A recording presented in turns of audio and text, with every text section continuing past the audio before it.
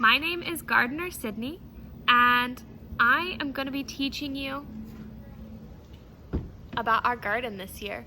So you might have watched the video where I showed everyone around the garden, and today we're going to be looking a little bit closer at what is under our feet. Well, maybe not my feet right now, but we're going to be looking at our soil. Let's go. Before we think too much about our soil, I want you to think about our plants. What do they need to grow? What keeps them happy and healthy?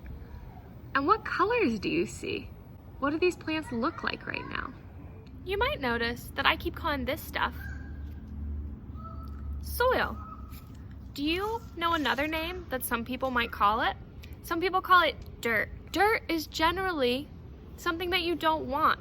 I would say I'm gonna sweep to get the dirt out of my house. So when we talk about this brown stuff here, we are gonna call it soil.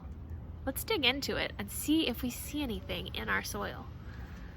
Do you notice anything different about this soil? Just looking at the top. Do you notice anything that's the same? Let's dig in.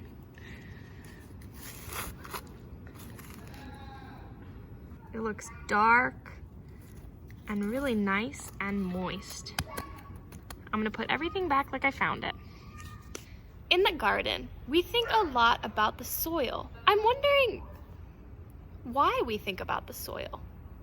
Do you have any ideas? Do you have any thoughts? And do you ever think about soil?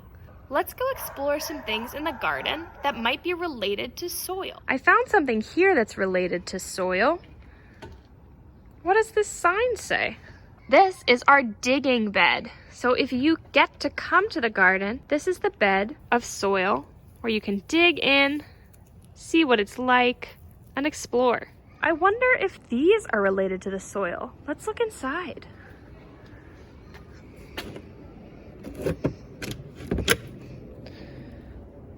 Whoa. What is all this stuff doing in here? Huh. And when you look underneath it, it looks like there's a little bit of soil underneath. To learn more about soil this year, we have these. Anyone know what these are? These look like logs, but they don't look like logs you find in a tree. They break apart really easily. Do you see the little piece? I'm looking underneath. It's a little wet underneath. We are gonna watch these throughout the next couple of weeks and see what happens to them. Does anyone have an idea of what might happen? We're gonna find out together. So, you all have been hearing me ask a lot of questions today, and I have another question for you. Am I a scientist, and why?